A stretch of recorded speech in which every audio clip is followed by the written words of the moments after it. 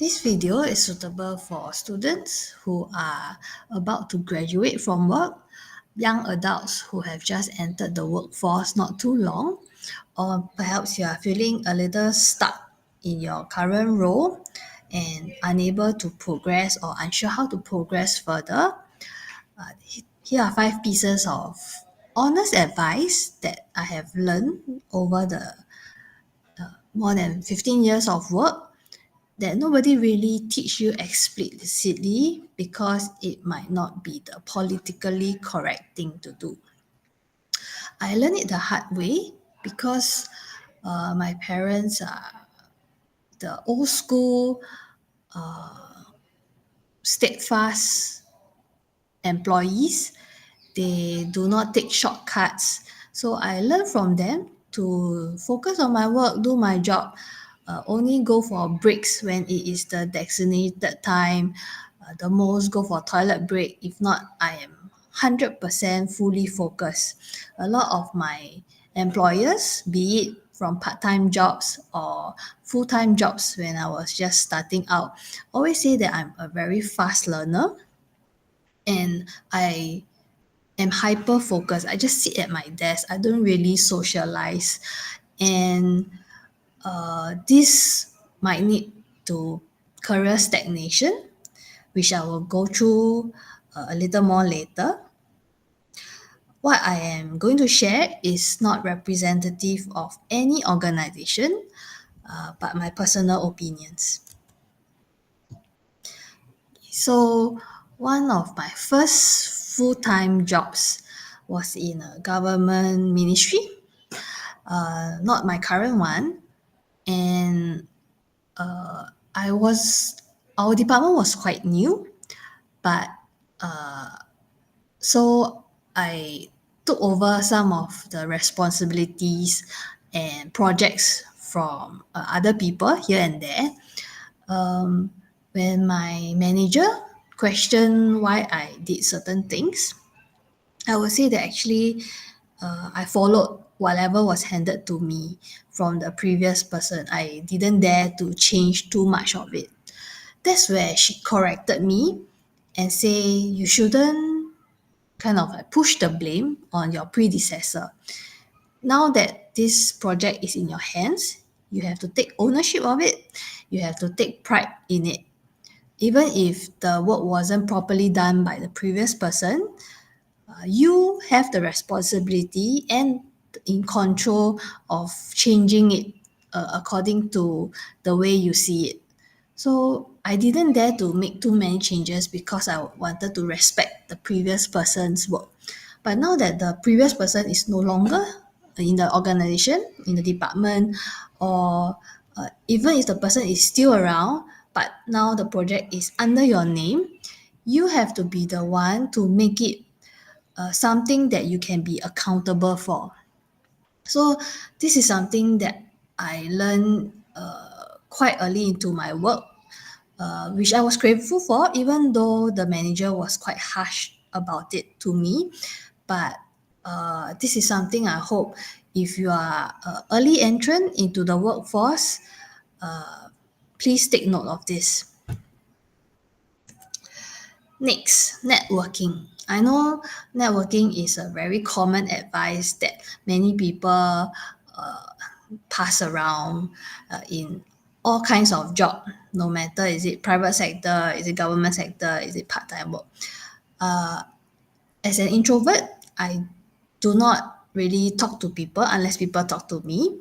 And I feel that if you have 9 hours at work, 9 hours of your time should be spent doing whatever you're supposed to do. But when I went on a work program overseas in a Western country, they are very sociable. So all times of day, whether they are doing their job, they would greet each other, say hi, make friendly chit chats, and I didn't know the importance of that until there was okay. So I was working in a theme park, and many of us are kind of stuck in the kiddie section of the park. There were the big roller coasters that are very exciting and more fun and challenging to work at. Kiddie rides are quite safe in the way that they are built and designed. So all you have to do is press a button and hold it there until it stops on its own. Then you release it. So it can get quite mundane from time to time. I requested to my supervisor about going to the bigger roller coasters to ride to work on them, but I was always rejected in a nice way. They just say, "Oh, there's enough manpower, and maybe tomorrow," and the maybe tomorrow never happened. I was only there for a short period of 3 months, so I wondered when will that tomorrow finally be my turn to work in a roller coaster? Is it I'm not good enough? Then can you train me? Can you teach me to be good enough to work there? My supervisor never really gave a definite answer.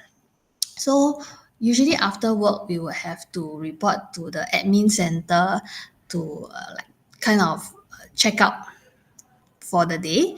And sometimes some of the staff employees there would hang around to chit chat with each other. That's when one of the managers told me that us Asians, we are very obliging. We just do as instructed. We never ask for what we want. We never fight for what we want. So I said, no, I did request to change, Then the local supervisor, who's a resident there, he taught me that if you speak to this person, it doesn't work. You have so many other supervisors and managers in your department. Perhaps you were not talking to the right person who can make it happen. So, wow, that turned on a light bulb in me. And uh, I used to ask one or two of them, both rejected me. So there was a third superior or supervisor there who is actually of a higher rank. The other two are the direct reportees. I'm reporting directly to them, but there is someone else that they report to that occasionally will kind of monitor the area. And when I got the chance to speak to this higher ranking official, he or she finally made it happen and posted me to work in the bigger roller coasters. Even for a day, I was happy just for a day out of the 3 months that I get a chance to work in that department. So the way you talk to people and also the right person to talk to and the right timing to talk to matters a lot. That's where your networking will help you to understand the dynamics of the culture and the environment.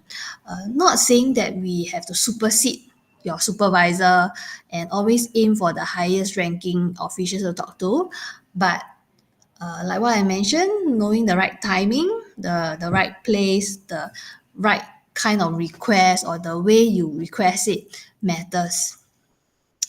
Then networking is also how I feel or learn that networking is important is because some of my colleagues, I'm not going to say who, I've noticed they might have made mistakes in their work. They might have not been very honest, they cover it up. But because they are good at socializing, they get promoted faster. I'm not asking you to be dishonest, but again, don't just focus on your screen 100% of the time while you're at work. When you fill up your water at the pantry, or when it is time to go for a coffee break, people ask you to go along. Trying to show your boss that you are 100% fully focused at work sometimes might not be the most correct way to do your job. Some bosses, they value people who socialize around the office, talk to everyone, chit chat, and network around, build up your connections, it can be important for your business or your role. Doing our job dedicatedly is encouraged, but you have to again know when is the right time to do your work, when is the right time to get up out of your seat and go and mingle around. And some colleagues who smoke, they go for smoke breaks. That's when it is an opportunity for them to socialize as well. Some of my colleagues who doesn't smoke, who don't smoke, they follow them to go and chit chat. Yeah, so if you feel that your company culture allows that, encourages that, then again, don't limit yourself to the confines of your workspace. Okay, next. This is a lesson not learned directly by myself, but a colleague told me that sometimes it is good not to do your work too fast. Not to say that being fast is not a good thing. Again, it depends on your work culture and environment. But this colleague, he was about to mail something out. Then he kind of procrastinated. He decided to do other tasks first. And he realized there were more things to be mailed out that was not passed to him on time. And he was quite glad he procrastinated. Again, we are not encouraging procrastination, but sometimes don't beat yourself up over if you feel that you are lagging behind or you didn't do it fast enough. It could be a blessing in disguise. It saves you from taking two trips. So he was quite happy to learn about this insight, and he shared it, and this colleague shared it with me. Another lesson about this is like I mentioned earlier, I'm quite a fast learner, and because I'm so hyper focused in my task, I tend to do things quite quickly compared to the other colleagues who could be spending their time mingling around. So there were supervisors who questioned the quality of my work. Do you really look through carefully? You see, you didn't align this sentence to the sentence below. You have to make sure that it is properly aligned. Some bosses can have quite quite particular about certain alignments of your Word document. Yeah, then my another colleague who did it slower, he or she got praise because they do things carefully before they submitted it. A third lesson about this is when, let's say, all of us have 5 cases to handle, you do so fast, other people who are slower, and the company needs to meet the deadline, what happens? You get the honor of completing their task for them as well. Not to say that we are being calculative here, but this happened to me as well, and it led to a burnout because I was always asked to fill up or to tidy up the mess that other people might have made, or the cases that they were unable to handle. It really led me to having sleep paralysis, to having stress. I'm someone who used to be able to sleep at the snap of your fingers. I don't have much insomnia, but because of that department, that work where I have to cover people all the time, it made me really it changed my health, yeah, quite a bit. Then the fourth lesson from that same department, even though I do things so fast, I handle out my cases on time, I rarely make mistakes.